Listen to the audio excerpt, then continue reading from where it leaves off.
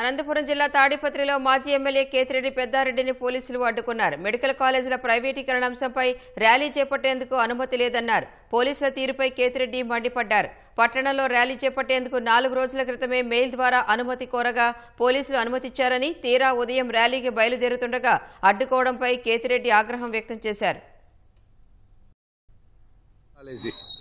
ప్రైవేటీకరణ దానిపైన వ్యతిరేకంగా నిరసన ర్యాలీకి నేను మేలు పెట్టడం జరిగింది.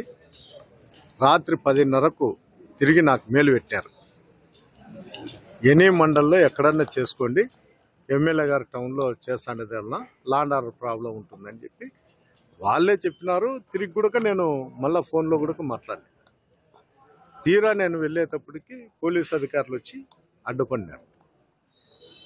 తాడిపత్రిలో నేను ఈ 15 నెలలు ఎక్కడ కూడా కార్యక్రమాలు చేయలే. పొయ్యాలు చేయనీకి పోయినా కూడా ప్రతిసారి పోలీస్ అధికారులు వచ్చి అడ్డుపడతారు. ఇది ఎంతకాలం జరగదు. ఎప్పుడో రోజు ప్రజలు తిరగబడే రోజు వచ్చింది. ఆ రోజు దగ్గరలోనే ఉంది.